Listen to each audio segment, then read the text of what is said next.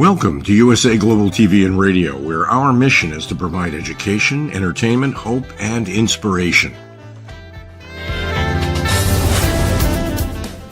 USA Global TV and Radio connects you with experts and audiences all around the world every single day to help you succeed in business and to live a richer life. Visit us at usaglobaltv.com to learn about career and life-changing training and mentoring programs like the Listening Mentor. Subscribe to our newsletter to stay informed about our special programs and offers. Discover how you can become a guest on one of our shows or a host or producer of a USA Global TV and Radio show of your very own. That's USA Global TV and Radio, where the doctor is always in.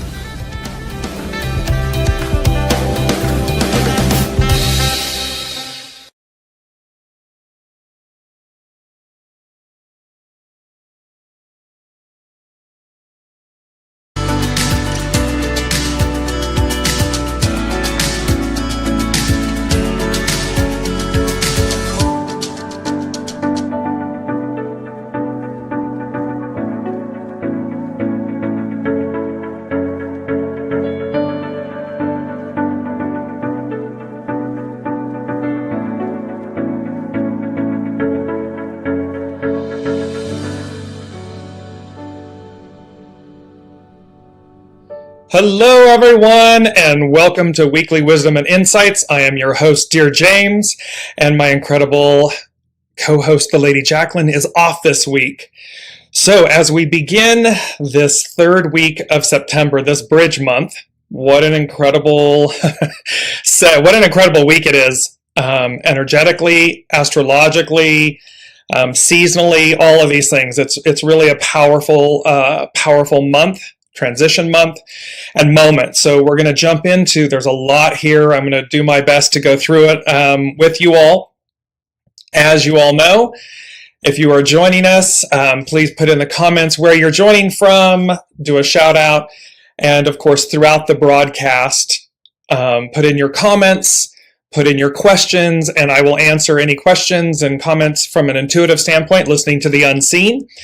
And we will go through this really incredible month of harvest, this week especially. And it's very interesting. You remember that when we started with September, and welcome Alicia, wonderful to see you from Los Angeles. Elizabeth, hello from France.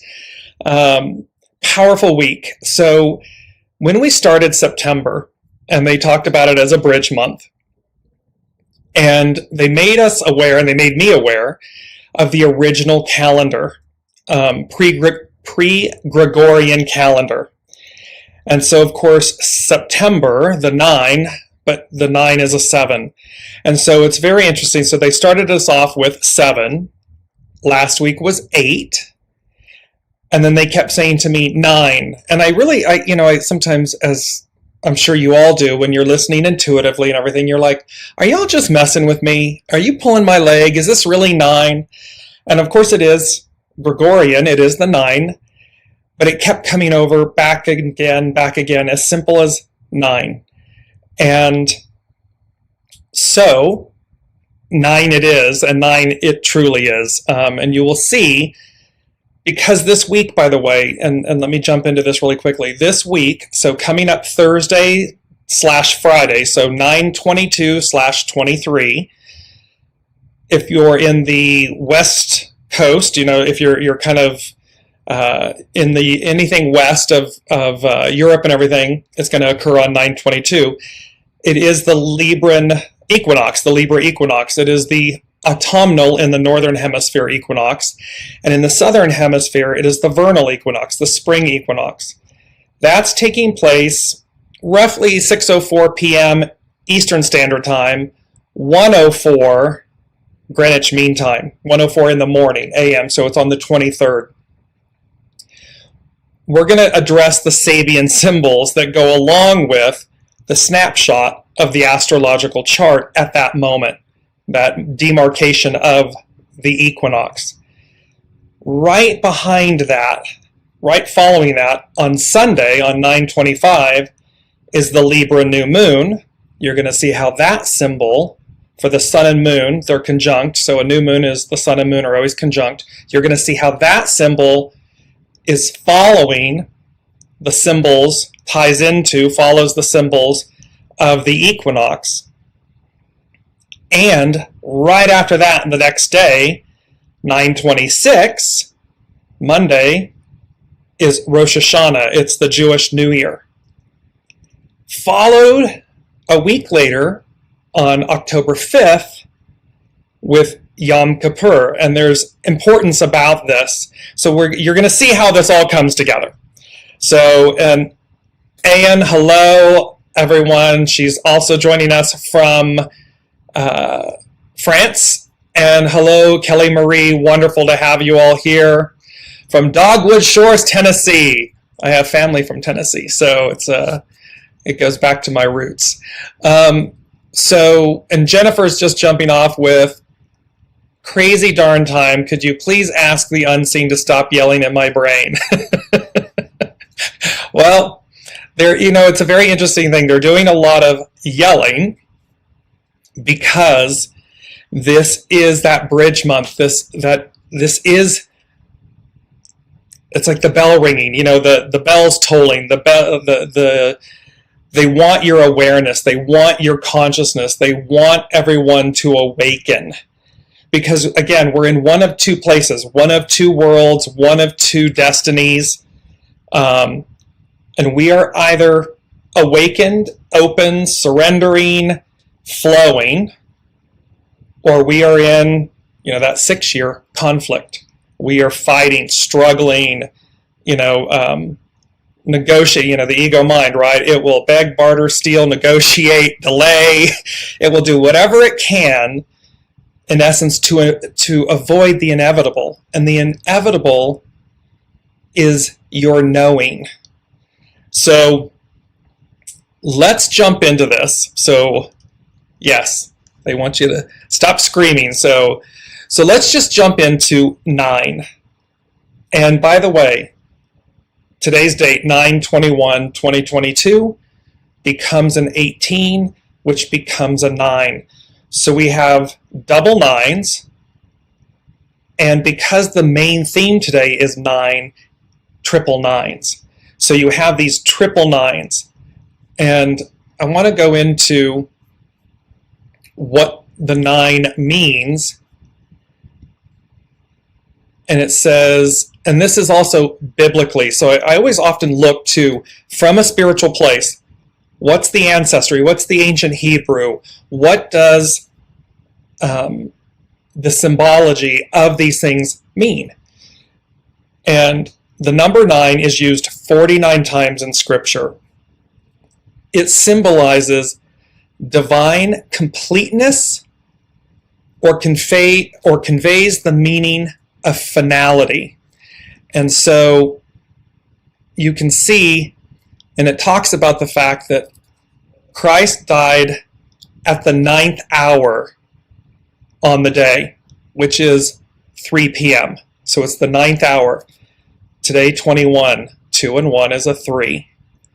So to make way of the salvation open to everyone, there's the Day of Atonement, Yom Kippur, which I mentioned at the top of the hour, is the only one of God's annual feast days of worship that requires believers to fast for one day.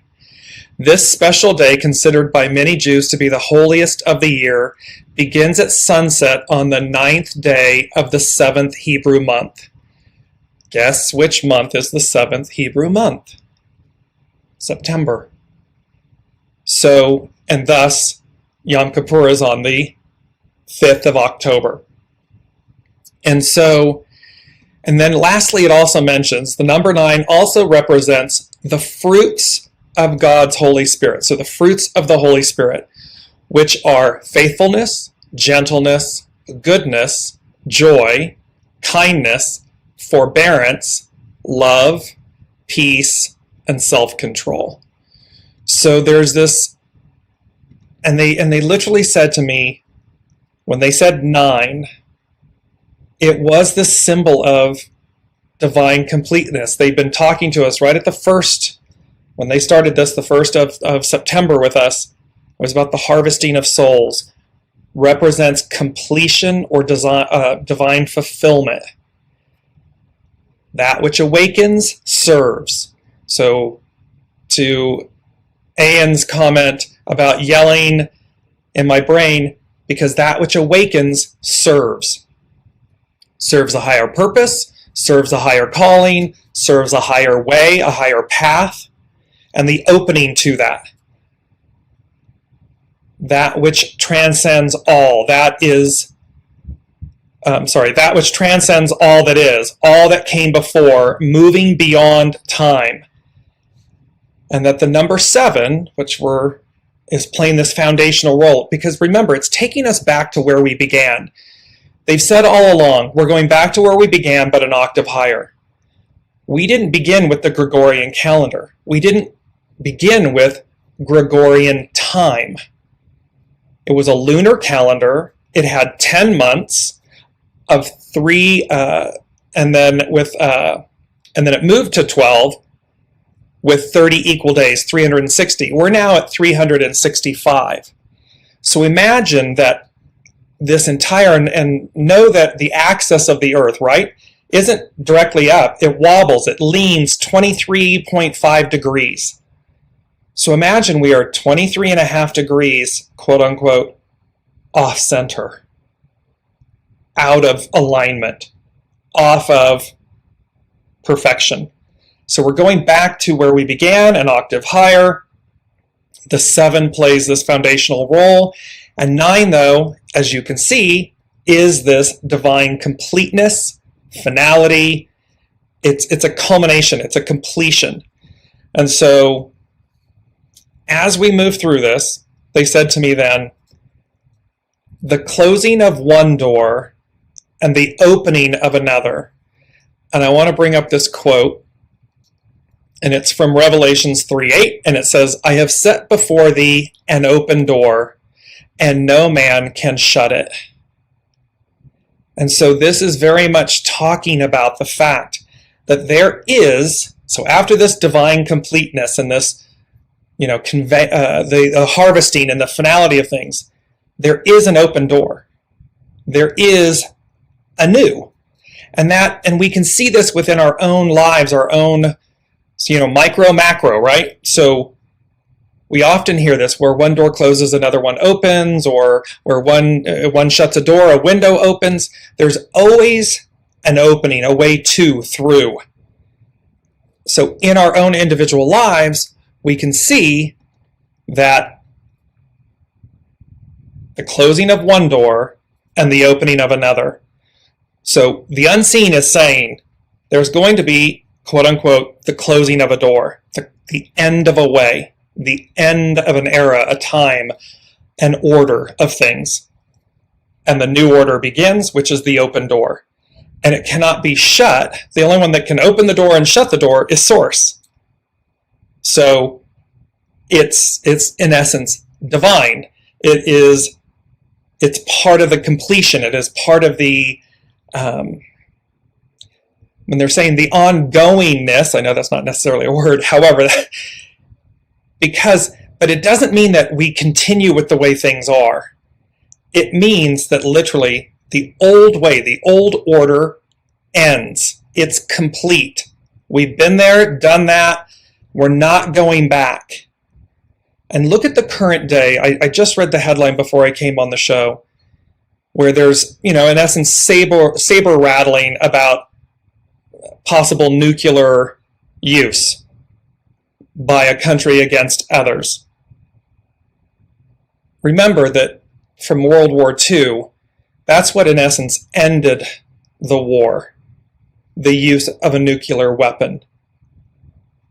To say enough is enough. Stop. This, in a sense, is that history repeats itself per se. However, this is not the end of something that's being saber rattled. It's an attempt to begin something. And humanity is saying, no more, never again, not for us. So you can see the closing of one door, the opening of another. then they said, and again, today's the 21st, right? And they said the luck hyphen auspiciousness of the day. And then they gave me the number 21. And they said, and then you can see 3 times 7, 21, threes, the 21, 3. It was the 9th hour, which was 3 p.m. So you can see the Trinity. And so they spoke to this, and the luck and the auspiciousness of the day. And when they mean that, they don't mean just the literal day. It's really the luck and the auspiciousness of the day, meaning of the time, of the moment. Because again, as we align our will, thine will, which am I aligning with that? And you'll see how that plays out, because it's one of 3 wills that are at play. And I'll tie this back together for you. But they're talking about the luck and the auspiciousness of the day, and the day representing this moment in time, and how it's a 21, 3 sevens. Then they said, seeing is believing, ... an inside job. And what they mean by that is, seeing is believing as an inside job is about our knowing. It's what we know. It's not what the mind is telling us. It's not what the chaos in our world is showing us. We can set all of that aside and just simply listen. Seeing is believing. It means that because we know there's something greater, we know there's something more, we know there's a new door opening, we know there's the way, it's the arc of destiny is forward, and they're saying we are the ones that usher in that new day. So you can see, so seeing is believing. It's to know it, and that is internal. It's an inside job. It doesn't matter the craziness. It doesn't matter what it looks like on the outside. It's not that we don't see it. It's not that we're not consciously aware of it. Yes, and. There's an and. And seeing is believing. It's having a higher faith in something. Next, they said, new beginnings abound. Look all around you, with an exclamation point. And this was very interesting because, of course, immediately, at least for me, immediately, you think externally. Look all around you. Yes. However, new beginnings abound. Look all around you. It's also, the image that they give me is one where you're standing, it's internal, you're standing inside, and you're, in essence, going counterclockwise around, and you're seeing all the new beginnings that abound. It's all the things that you see within. It's a knowing that you can see within that are new. That new beginnings abound. We can call it in this moment, because remember, it's about that reality. I'm going to bring that quote up.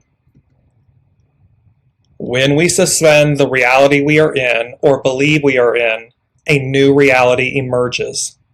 And so they're saying here, so one can say in my imagination, in my mind's eye, in my fantasies, I see a new world, a new way, new beginnings, and they're all around me. It's that same thing, because those imaginings, if you will, become our new reality. They are the new. And so, because it's taking us there, so they're asking us to look, and it's number 4. And it's very funny. We talk about it's very funny. They had me today do 1A, 2B, 3C, 4D. And it's interesting. This new beginnings abound. We talk about being in a 3D reality. The 4th dimension, 4D, the 4th dimension is where we precipitate from. Nikola Tesla, a couple thousand patents under his name. He never once built a prototype of anything. He imagined it in his mind in the 4th dimension. And when he had, quote unquote, worked it out, tested it, whatever. He literally went from that space to the actualization of it, the literal manufacturing of it, and it worked. You can read about this. It is a truism. He never once built a prototype. It just came from the fourth dimension. Whoa! But before it came from there, he was doing the works. So here this is new beginnings abound. Look all around you. Look within. Look all around you. Because they're coming, you're precipitating them from the fourth dimension. When we go back, I'm going to show you again. There's so much to cover here. You know, the Four of Cups again, remember, and there's the Soma. The Four of Cups, it's the cup in the higher dimensions, the higher realm. You can see that cup coming from the ether, from source. And the person is looking downward. They're looking at what we know. They're looking down at what we've used before. And it's not working. Things aren't progressing the way we would like them to. He's pouty, he's got that pouty face. And of course, the star is the soma in the cup. It is the wisdom. It is the effervescence. It is everything. And here it is 4D, right? It's a 4D moment. They're saying what we're moving to is a higher octave. What we're moving to, the way to, is a la Nikola Tesla, precipitating in the fourth dimension. See it in your mind's eye. This is how it's coming together. Work it, work it, work it. And then it delivers. So, and lastly, they said, which was the fifth 5E about changes, and they said finality, completion, a total eclipse of the heart. So what that means is, remember, 9 symbolizes divine completeness, finality. They're saying finality, completion, the old way, the old order of things goes away. A new order emerges. And it's a total eclipse of the heart, meaning go back to the ancient Egypt. When you passed, they weighed your heart, your soul, your heart against the weight of a feather. So in essence, this total eclipse of the heart is about what's in your heart, what's in your center. Where are you?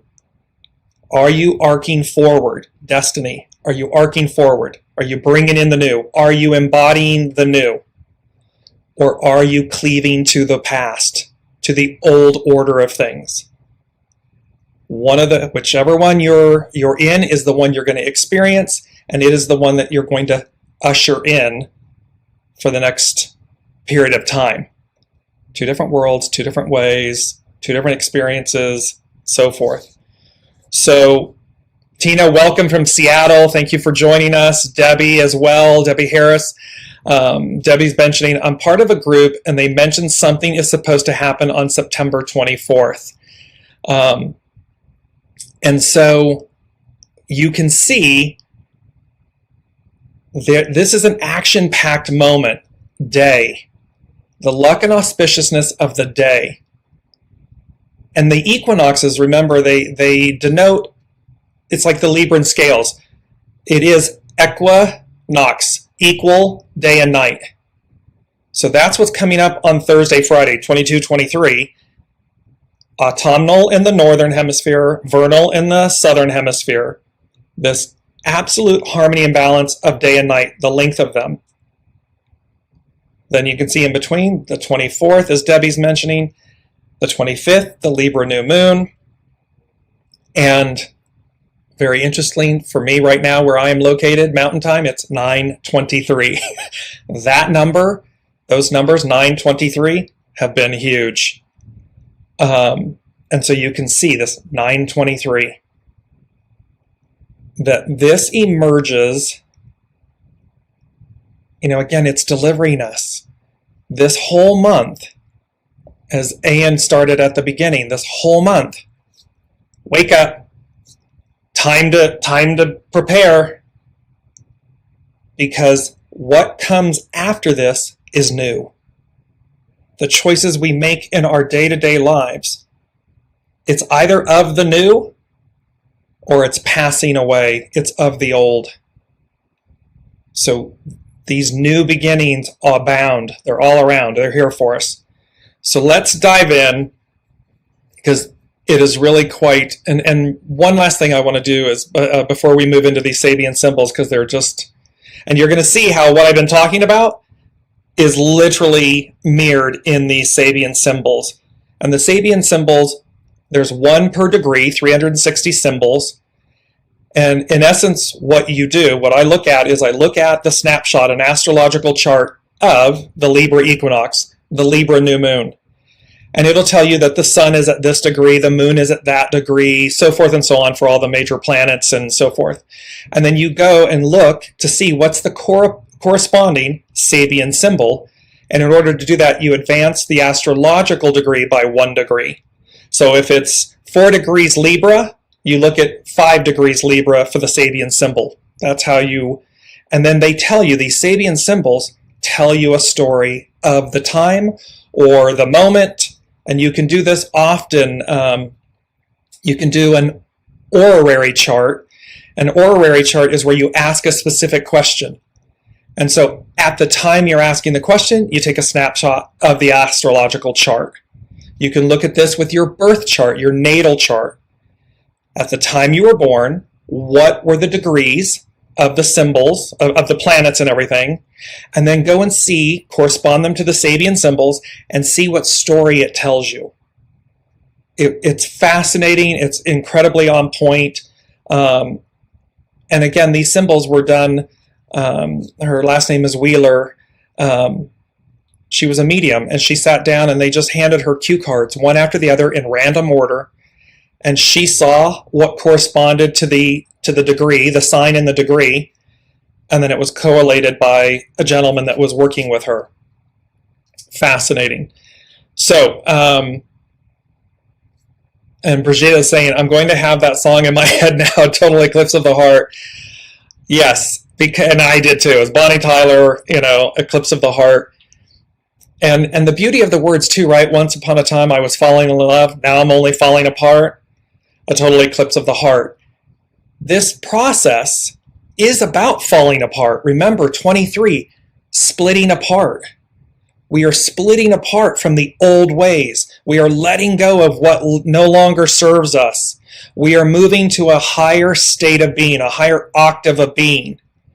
And so, like the snake that sheds its skin, it's not always an easy process. What makes it more palatable, more easy, is how quickly do we surrender? How quickly do we align and flow with it?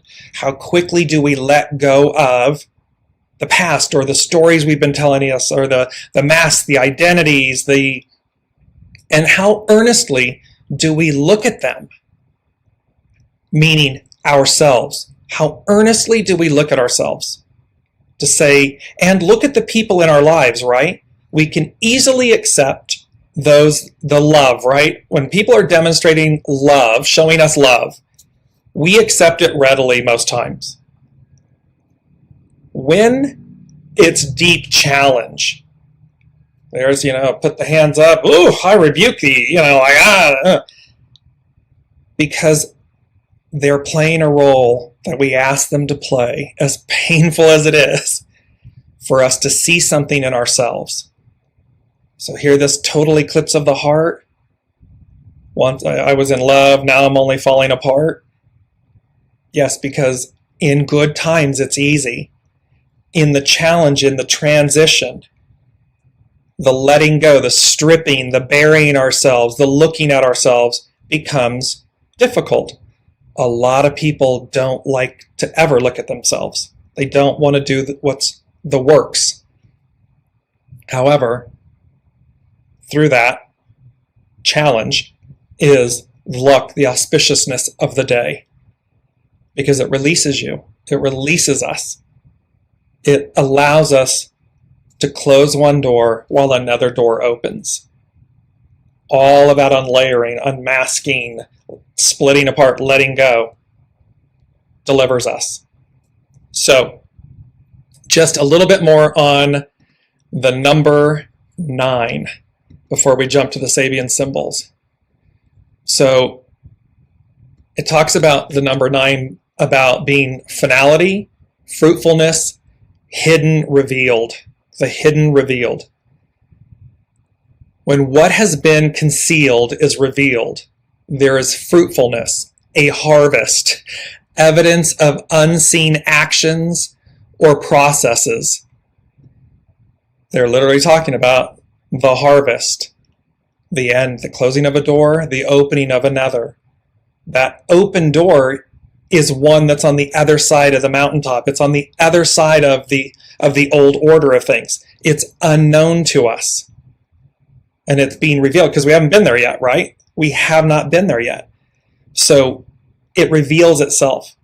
They talk about the bringing of light of what has been hidden implies finality, the conclusion of something, or its final state. The old order of things, its final state. It speaks about, here it talks about how God made Jesus sin for us so we would become the righteous of God in him. The Bible consistently makes the connection between sin and death. Jesus gave up his spirit on the cross in the 9th hour. So it was also at the 9th hour that the consequence or fruitfulness of sin is revealed.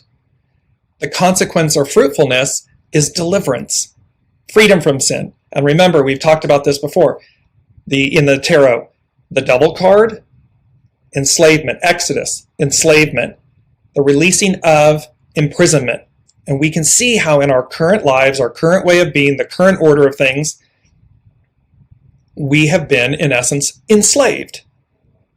Look at how in our own individual lives, no, I can't be what I want to be, or I can't do what I said I would want to do, or I can't follow my heart, my soul, my passion, because. Those are all forms of enslavement. They're all stories we tell ourselves. When our knowing, our soul, our knowing, knows what it wants, knows what we're to do. And we've spent a long time with the ego mind personality leading. And this is moving us. The new order of things is where soul source connection, heart, mind, body, soul, it's all in unity. You're going to see this. I'm going to bring this image up. It is the winged triangle. We see it as the capstone to the pyramid. It can be the eye of providence, in essence, and it is completion. When you look on the US $1 bill, you see it on the back. You see this image where the pyramid has 13 base layers, and then the capstone is floating above it. It is not readily on it. It is floating above the 13 base layers. And here you can see how this image is about the higher octave. It is about the all-seeing eye, the eye of providence, and its unity, our unity in coming back together with it, because we've come again. Yes, I can see it in my mind's eye. Yes, the devil card in the tarot, and you see the nude male and female figure chained, enslaved. And we then move to the lover's card, which is they're free, they're unshackled, they are liberated, and they're radiant, they're joyful, they're radiant, they're happy. And so you can see that this is talking about, so what was the consequence or the fruitfulness in the 9th hour? Deliverance is revealed. The deliverance of sin, the deliverance of our sins. We're being freed from that enslavement. It also talks about one way in which we connect to the Creator to affect a changed life is through prayer. The 9th hour is the hour of prayer, but is also the hour that Jesus died. The timing of the final moment of his life on earth, the 9th hour, symbolized that he made possible the ultimate connection between us and the Creator, prayer. What was concealed, God's redemption of mankind, was at last revealed.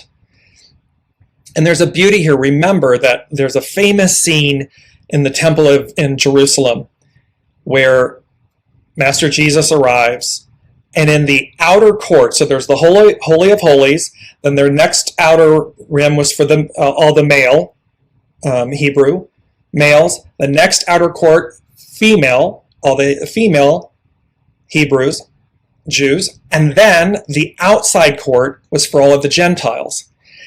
And what took place, Jesus arrives, and here the outside court that is meant for the Gentiles to be in communion with higher source was all the money changers. It was like a bazaar. And he flips the tables. He turns the tables, and he basically clears that, because he's saying to them, you have, in essence, corrupted, are corrupting people from reaching you. And again, no matter what religion, it's not from a religious place that I'm speaking, it's from a spiritual place that says, no matter your faith, there's a higher soul source connection. And Master Jesus' message in that moment was, you, each one of us, is connected. We go direct. We go direct, quote unquote, to the Father. We go direct, soul source connection. And thereby, and they were blocking people from doing that.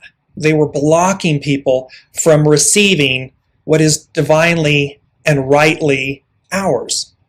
Soul source GPS guidance. And thereby, and this is where we give power away. We've given our power away. Because, powers that be don't want people to be enlightened. They don't want people, they want you enslaved. They don't want you liberated and free mind. But again, free mind, with great power comes great responsibility. It's not about just being able to do whatever you want, when you want, how you want, to whom you want. That's not the moral of the gift of our divinity. The moral is to listen, to connect to it, and go as guided. Even when our ego, mind, personalities are afraid, don't want to, but our knowing shows us the way.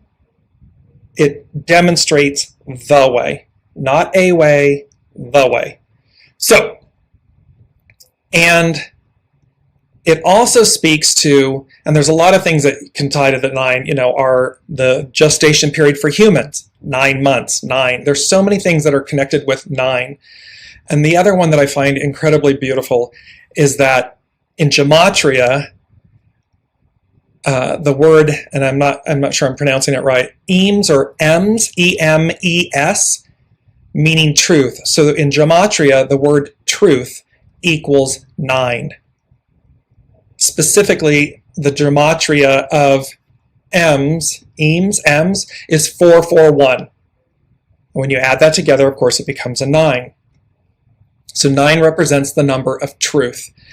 And it says, not only does truth reduce to 9, but the Hebrew spelling of truth contains the first, middle, and last letters of the Hebrew alphabet. Hebrew teachers suggest that something that is true cannot be altered and must be true throughout, from beginning to middle to end. Like our awesome source, truth is immutable. And interestingly, the number 9 implies this reality in the natural through, pardon me, I'm trying to get my screen to move here, through mathematics. So there's this beauty in the fact that 9 represents truth. And truth is immutable. The truth is the truth is the truth is the truth. There's always the truth.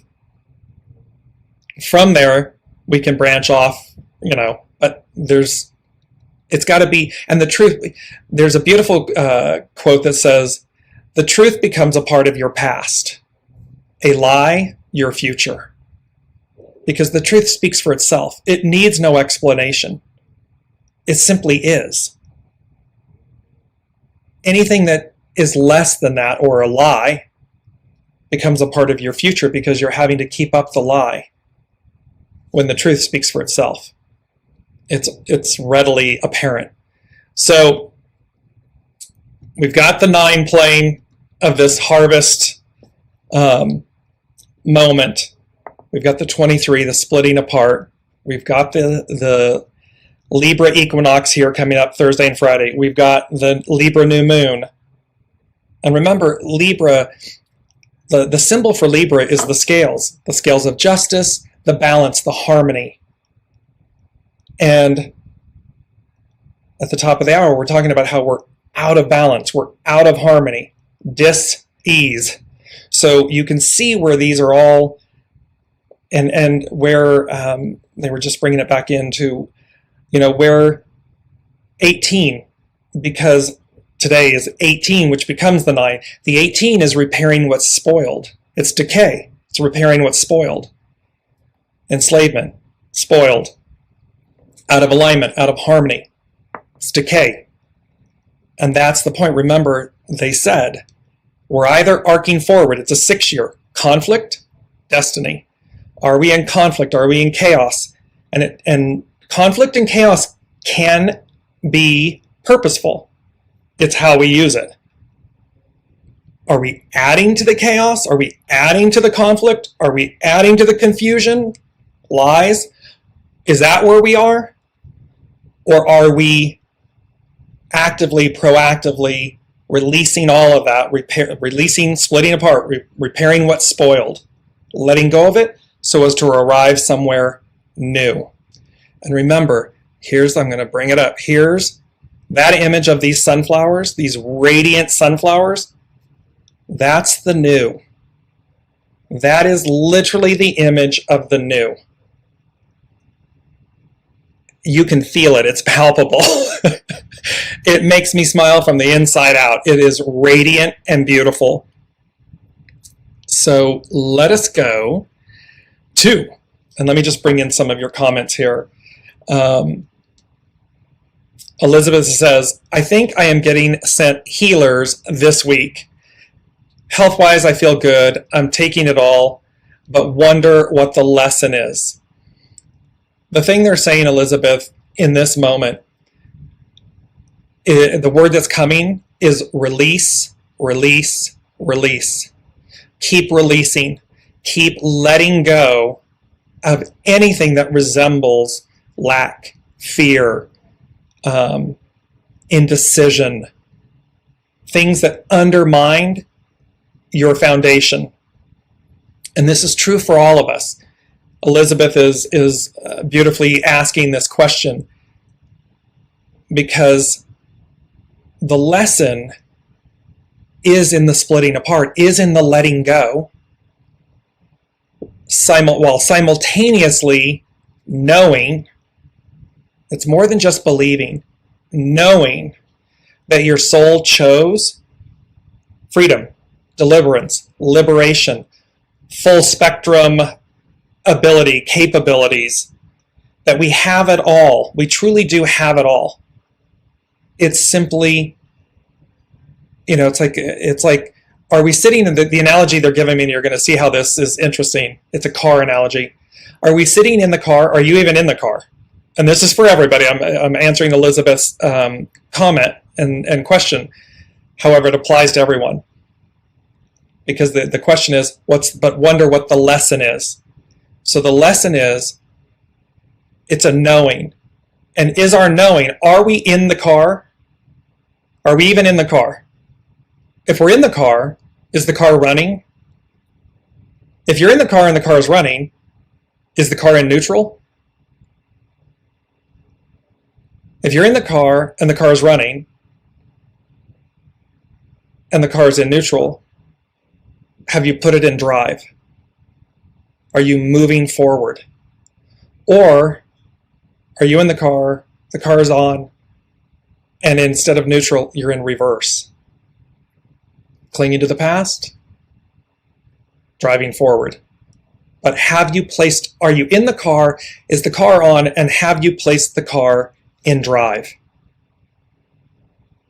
Because that's the lesson. The lesson is realizing the car is your vessel. You have the car is on, it's your soul source connection.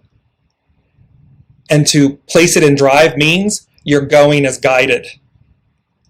You're not stuck in neutral, and you're not going in reverse. And yes, sometimes reverse is purposeful. I'm in a dead-end street. I went down a road that led me nowhere, wasn't for me. Okay, then we back up. However, we don't go about life through the rear view mirror. It's a tiny, it's tiny. There's a full windscreen in front of us so that we get the openness, the full vantage point of moving forward. And so these things are important to us as we're doing that, is to know that we've got it in drive. Ian is commenting, 2 9s next to each other, 1 up, 1 down, become yin yang as well. Beautiful discernment, Ian. So you can see the perfect balance, the perfect harmony, the purity of light and dark, of the light and the void. Because remember, it's not about eradicating darkness. It's not about eradicating our shadow. It's not about hating ourselves.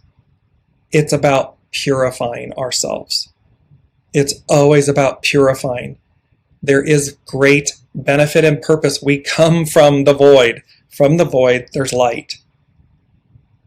So we are intrinsically, the void is intrinsically, even though the void is referred to as chaos, look at the beauty of when the chaos is balanced. From this chaos, from this raw source of power, refined power is created. So when the spirit moves through us, when the raw force of spirit, soul source connection moves through us, it's refined because it's coming through us. If we think we're doing it, that's ego, mind, personality, we're in trouble. When we know what's coming through us is coming from a higher source, we're able to precipitate it from the 4th dimension. We are able to effectuate our heart's desire. It's because all of those things are in alignment, and we know the purity of the void, the raw power, is bringing through us the deliverance of refined power, goodness, all of these things that it spoke to at the top of the hour about how 9 represents the gifts of the Holy Spirit and those things that were mentioned. That's what comes through. It can't be any other way. What trips us up is when the ego, mind, personality leads, gets in the way in front of that, preempts things, or denies it completely, says it's me that's doing it. The I. But there's an all-seeing eye. There's the third eye, there's the all-seeing eye, and then there's the eye of the personality. So let me jump in. Elizabeth is saying, good points to think about. I think I'm learning to drive a stick shift this week. It's perfect. It's perfect because to drive a stick shift, you have to really be in flow. It's a knowing. You know when to change gears. You know if you need to put it in neutral. You know when you need to downshift or upshift. You know, I'm going to give you this beautiful story. I was in France. I was there, and I went to rent a car. And I said, you know what? I really want, I believe I said either a white or a silver Mercedes for this weekend jaunt. I show up, and when I said, and I want GPS. And I show up, and the woman starts to give me something. I said, don't you have, and she goes, well, you know what? We have a white Mercedes and with GPS, and I'll just give it to you. And I was like, that's so cool. Off I went. I go to the parking garage where the car is. I get in. I go to leave, and it's a stick shift. Now, I'm very familiar with a stick shift. And all of a sudden, this car, I cannot get this car in reverse. And it keeps rolling forward to where the front of the car is now up against the wall of the parking structure. And I'm like, well, wow. And I'm thinking, do I open the door and put my foot down and push back, and put it in neutral and push back? Because somehow I'd like to get on my journey, and yet I can't get this car in reverse. Until I finally realized that instead of over and down for reverse, it was up and over. It was the opposite. You had to push down and move it up and over. So in essence, and I was literally in my head kind of, complaining, like, really? Like you couldn't have given me an automatic is what I said. And what I heard back was, you didn't ask for one. And I went, true enough. I'd asked for a wider silver Mercedes with GPS. And that's exactly what I got. What I had to learn was a new way of operating, a new way of understanding, coupled with I hadn't asked for an automatic. So sharing that with you because they wanted me to throw that in. We need to be clear about our intentions, the purity of our intentions, what we're asking for. And in the moment, even when we believe we've asked for everything and we haven't, it's purposeful. It was about a new way of doing something, about a new way of learning, because what I knew was a different way. It was demonstrating a new way, and I couldn't embark until I learned that new way. So let me jump in really quickly here. I'm mindful of the time and your time. So I want to go to the beauty of these Sabian symbols that correspond with all of the dates. And so the moral of the story here is, and I'm going to start with Venus. The moral of the story here, I'm going to read the keynotes to these. So with Venus, it talks about a caravan of cars headed to the West Coast. They just gave us this beautiful analogy of two different analogies of how a car and the journey. And it says the keynote is the need of cooperative effort in reaching any new world of experience. What you're going to see with these symbols over and over again, new world, new way, new dimension, it's all talking about the new. And in this one, it says, it is difficult to know from the original formulation of the clairvoyance vision the type of caravan, pardon me, I have to adjust my screen here, of cars that was visualized. What seems to be clearly implied is a process in which a group of persons are journeying together, thus linking their consciousnesses and energies, the car symbol, in order to safely reach the goal of destiny. Conflict, destiny. Here, there is no longer any sense of competition, but an ordered and structured endeavor. In this last sequence, the past is entirely left behind. Men, women cooperate in the great adventure in consciousness, in a totalization of purpose and effort. A new world experience, a coming together to reach in consciousness and energies to reach the goal of destiny, the next octave, the open door, the higher, the unenslaved, the deliverance, and this totalization of purpose and effort. The degree for Pluto, pilgrims climbing the steep steps leading to a mountain shrine, the ascent of the individualized consciousness to the highest realizations reached by the spiritual leaders of its culture. We hear a great deal now about peak experiences, but this symbol tells us that they depend to a very great extent upon following a path that many have trod before under the inspiration of the great teachers and sages of our race. The shrine is built by the unceasing dedication of perhaps generations of men and women. The pilgrimage, the journey, the pilgrimage is hallowed. It's sacred by the devotion of many, even though each person finds on their own mountaintop what to them seems a unique and transcendent revelation. In this symbol, we witness the rise of the human consciousness.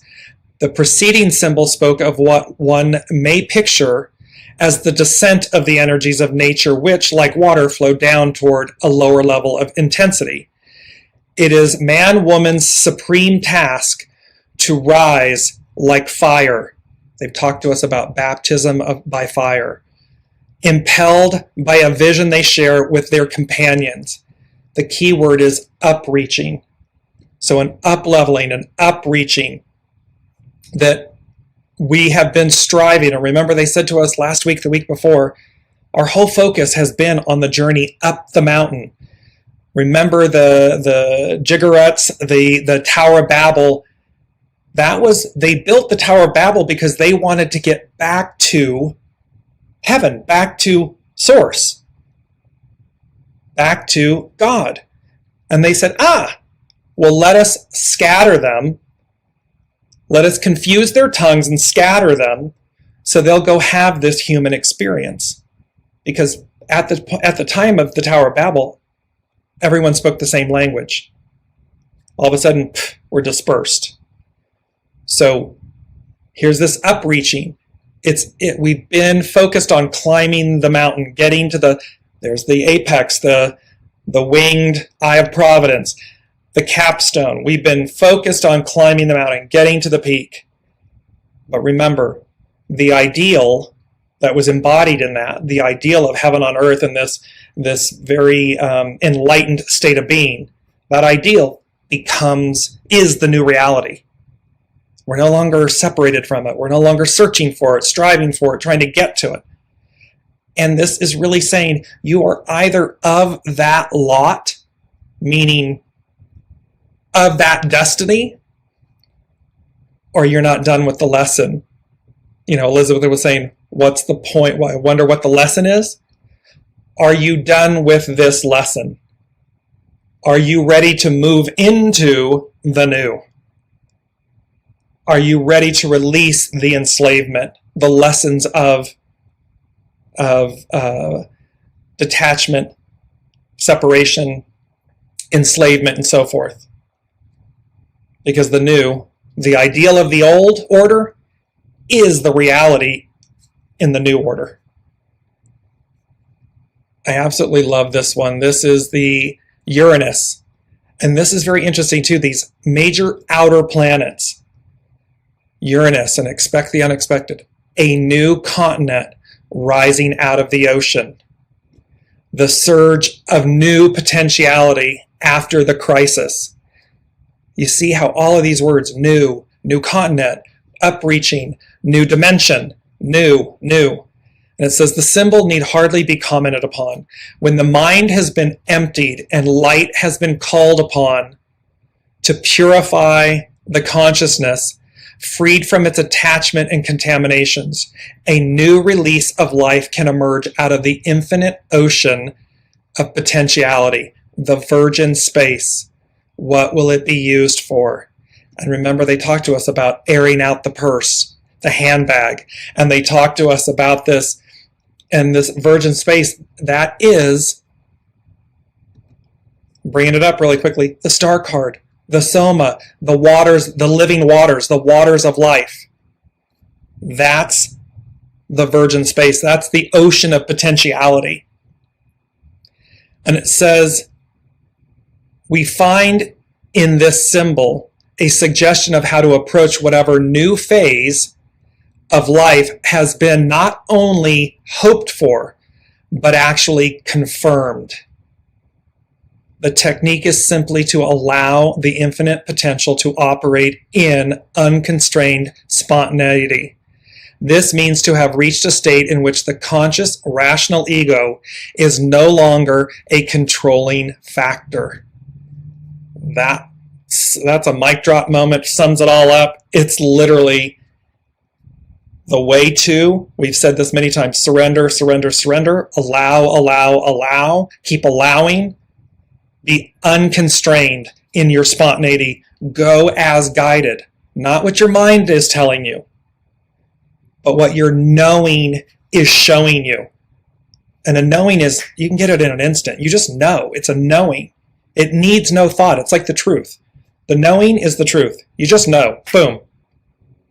There's nothing that's disconnected from it, separated from it. And the only thing that will kick in, typically, is fear, which is what institutes or gets the mind going, which attempts and then overrides the soul source connection, or this unconstrained spontaneity. But it means to have reached a state in which the conscious, rational ego is no longer a controlling factor. Big. Here, because you can't make it up, I'm going to bring up the image while I'm talking about it. Jupiter, the great benefactor, Jupiter, a triangle with wings, the capacity for self-transcending. This is the symbol of the desire to reach a higher level of existence, of pure aspiration or devotion, or of bhakti.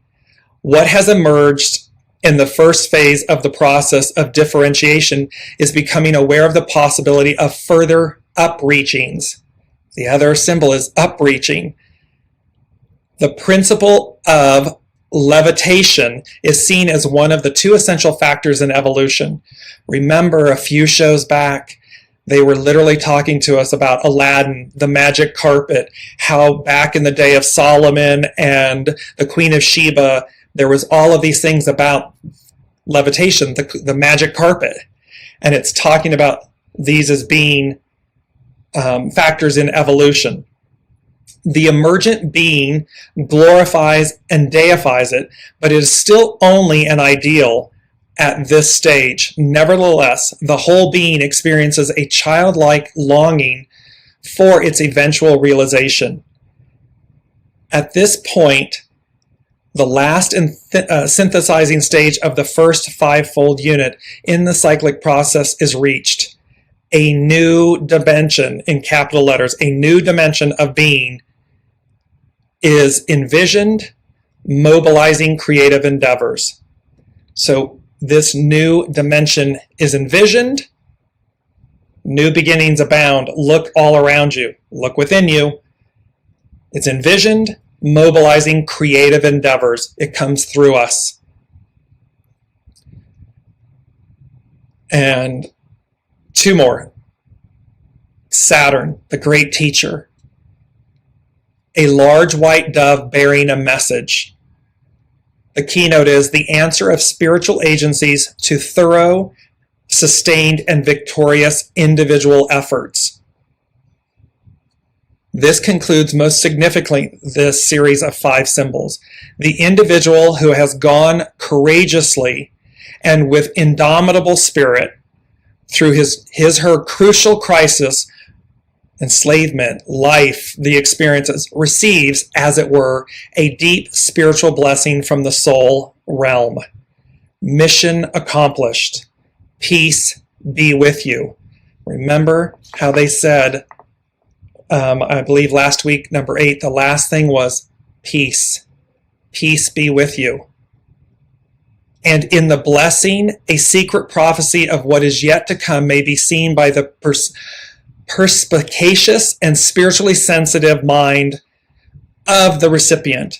Every real spiritual step a man-woman takes in her devotion and development is the result of a victory over forces of inertia or destruction. The divine is totally present in the heart of all true victories. This last symbol in the 4th series, this is the last symbol in the 4th series. What the message is depends on the particular situation, but the white dove always signifies peace. At the very heart of this peace is the certification of individual worth and victory. Elizabeth was asking, what's the lesson? and they said, worth, value, victory. It's the certification of this. It's the absolute knowing and realization and knowing this is mine. And through my sustained and victorious individual efforts, through my splitting apart, through my surrender, through my allowing, through my letting go, through my looking at myself, through that journey, deep spiritual blessings from the soul realm, mission accomplished. Peace be with you. You've earned it. It's yours. And as it said, the door opens and no man can shut it. The door opens. I've opened a door for you that no man can shut. God, Spirit, Source is saying, that's the door. Your value, your worth, your victory is the open door. Your deliverance is the open door. And it's yours. And no man, woman, no human may deprive you of that. And remember too, Noah's time. It was the dove with the olive branch that signified, and it says the door was closed up. Remember, it talks about all of those, they were laughing at Noah. You're a fool, you don't know what you're talking about, nothing's going to ever come, there's going to be no flood. It would be like now people saying, there's no new world, there's no new way, there's nothing new. You're delusional. And yet when God, Source, closed up the door of the ark, there were those that came running at the door, and they said to us, don't be late to the party. Be on time. Don't be late to the party. Because when the door is shut, the door is closed. It's Source. It's God, it's Source that opens and closes the door. We, of free will, go one of two ways. Forward or backward. To the new, aligned with the new, in anticipation and excitement of the new, or clinging and cleaving and trying to get to the past. And last but not least, before I take some of your final comments and everything, this then is the symbol. So all of those symbols are for the Libra equinox that I just read to you. This one is for the Libra new moon. It is Libra 3 degrees, and it says, the dawn of a new day reveals everything changed. The keynote is the ever-present possibility of beginning again on a new foundation of values. And let me bring this back. The symbol hardly needs to be interpreted except for pointing out that these first three symbols beginning, because this is Libra 3, there are two symbols before it, that these first three symbols beginning the second hemicycle of this cyclic process should be seen as a basic trinity. You've seen there's the 21, the 3, the 9th hour, 3 at 3 p.m. The all-seeing eye, the eye of providence, the triangle, three-sided triangle with wings, 3. It can be related to the process of true initiation. 1, the experience of the undying form of perfection. 2, the release of the energy incorporated in the form in order to reach that which is beyond form and name, Source. And 3rd, the re-embodiment of energy in a new creative act. This 3rd stage leads us to a vision of the fulfilled purpose of the first half of the cycle. What emerged hesitantly from the ocean of infinite potentiality now faces a totally new world in a truly individualized form of existence. He or she is ready to act significantly in the sphere of culture and social togetherness, the sphere in which an individual, aware of his/her archetypal essence and planetary function, can play his/her true role, dharma. We can literally be who we know to be, live our lives, align with it, lead with it. We are no longer bound by the ego mind, the separation, the lack, the fall. In a basic sense, it is always a new role. 4, no cycle repeats itself as far as its contents are concerned. The person who plays this role is always potentially, quote unquote, an innovator. So these are literally, the beauty and the messaging could not be more clear. The new, the new, the new, the new, the new. It doesn't mean we don't see the old. It doesn't mean that we don't know that it exists, or we're, living, unconsciously or anything. It simply means we know the new is arriving. There is a new way, a new order, and it's the way. And while this, like it just said, while we may repeat, like things are, the contents is never identical. So even like the symbols, we repeat the symbols, right? And yet the context that they are in is never the same. So this Libra equinox, this Libra new moon, this Rosh Hashanah, this Yom Kippur, this luck, this lucky auspiciousness, the luck auspiciousness of the day, of this time is upon us. It's a bridge month. It's a transition month. It is a harvest month. Don't be late to the party. And, really search a total eclipse of the heart. Search your heart. Where are you? What do you truly desire? And should it be the future? Align with that. In every moment, in every thought, action, do your best to align and be ready for that so as to move effortlessly, easily, and freely through to that moment.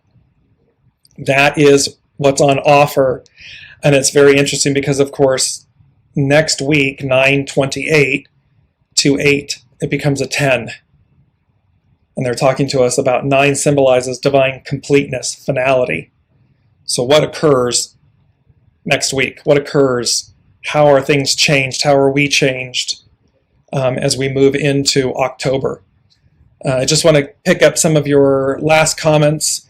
Elizabeth, love your story and being open to learning new ways. Yeah, it was to this day. That happened many years ago, and to this day I still laugh, and it came up. Ian is talking about like Sisyphus pushing the boulder up the hill only to see it roll back down. Don't want to live your life that way. Exactly. Because again, the walking uphill of the journey, when we are in alignment with soul source connection, it is effortless. When we're not, it's the example that Ian just gave us. It's pushing a boulder. It feels like we're pushing a boulder up a hill. Brigitte, is fear a program? No, fear is an energy. Fear, like everything, love is an energy, fear is an energy, and again, it's how we utilize that energy that will that creates our experience. And fear, typically, one of two things. It either propels you forward. You'll get that nervous fear. You'll get that excitable, nervous, but it's fear. You know to do it, but you're worried about it, but you know, and it's excitable. So it's in essence, a positive aspect of the energy of fear, and it propels you forward. Or fear will immobilize you. It will, because the shadow element, the shadow side of the energy of fear is the one you're aligned with, and it's immobilizing you. I often say, they have said to me over and over again, fear is your friend. So, and with the moral of the story being, first recognize fear is energy. Then secondly, utilize the positive aspect of fear so as to propel you forward, so as to move you, because otherwise it immobilizes you. It keeps you down, back, frightened, enslaved, encapsulated. And that's a shadow element of fear. It's a shadow energy of fear. Elizabeth, fear fantasizing events appearing real. So again, everything is divine and neutral, and it is up for us, to each of us, in our day-to-day experiences, to see through the fear. Because let's say we see an event happening, or we fear that something's going to happen. Well, we can instantly see that we're in the shadow of the fear. We're utilizing the shadow energy of fear because we're fearing the event appearing, which means we're not in the openness of receiving, of seeing its divine nature, even and especially when it's most painful or hard. When we move through fear to the other side, to the catalyst energy of fear, well, then we're able to see the event with divine neutrality. It doesn't mean we condone it. It doesn't mean that we wanted it to happen. It simply means that we are in divine neutrality with it, so that we can receive what's under it, what's deep within, what's under the fear. Then we receive the divinity of it, the bounty of it, because we're in a more clear, pure state of being with that energy. Anne is saying, could you please post a link later? This is really fascinating, and I would love to read more. Yes, what I will do is I will post all of the Sabian symbols that I just spoke about, so you all can read them in the actual show thread. So you'll be able to see those. Brigitte, I had a white dove come up in a Reiki session I just had. There you go. Peace be with you. It is to reconnect to your purity, to this state of grace and peace, and to the promise. I mean, that is God's source. That is the promise. Deliverance. And that the deliverance, what's delivered, is this purified state of being. It's the ideal. The reality is the ideal. It's what we've been striving to get back to. It's what we've been striving to attain. And up to this point, the order of things has been that experience. Now, what's unknown to us, because we haven't experienced it yet in this lifetime, if you will, is, well, now what is it going to be like when that is the actual ideal, when that is the way of things? That we operate in this wholeness, this peace, and how we go about our lives, and we lead them from our soul source connection, because it's all the winged triangle. It's all one. It operates as one. They're not disconnected.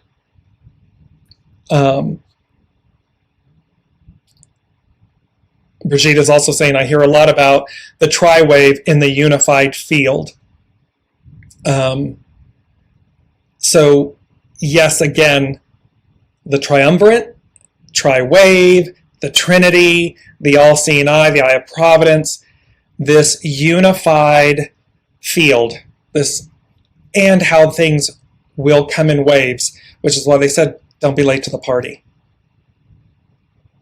Noah, there were those that already knew. They knew to do it. Their knowing, their faith, their knowing led them, guided them, while others ridiculed. But they sure wanted to be on the ark, and they sure wanted to be at the party once the door is closed. But at that point, didn't happen. Yes, and so lastly, the acronym that Elizabeth is sharing, FEAR, face everything and rise. Yes, yes, yes. Because we can, we will, and it is a matter of divine will and choice. And just before I let you all go, it's the very last one, which is where the sun is for this Libra equinox. And it talks about, it's Virgo 28, a bald-headed man who has seized power. The keynote is the sheer power of personality in times that call for decision. And the beauty of this is it talks about how even the most beautiful let me just get to it, I apologize.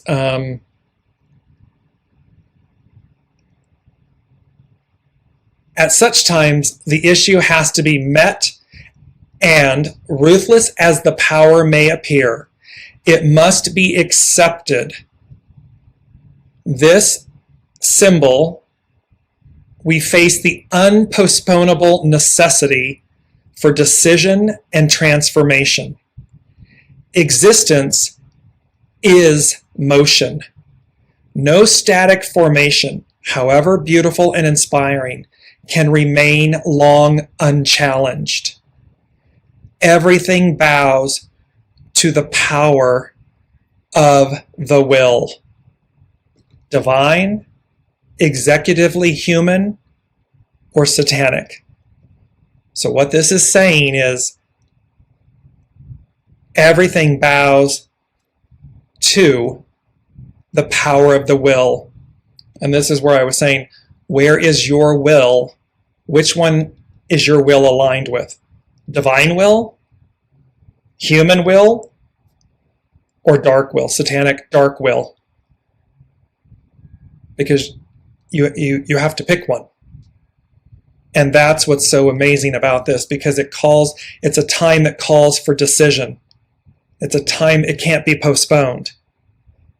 Out of necessity, the old order dies, the old order, the closing of one door, and the opening of another.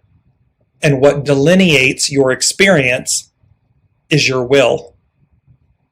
Soul source, divine will, ego, mind, personality will, executively human, or dark. Which one of those three wills are you aligning with? And that will dictate your experience. Thank you all so very much for bearing with me. I know it's been a much longer show, and I apologize. There was a lot here to get to and share with all of you. So I will put all of this in the show thread. Thank you, Kelly, and have a wonderful week as well. And I cannot wait. Thank you all for joining. And I cannot wait to see what they say next week as we bridge this month and the luck and auspiciousness of the day, of the time, of the era, and this moment. Thank you all so much. Love you dearly, and I will see you next week.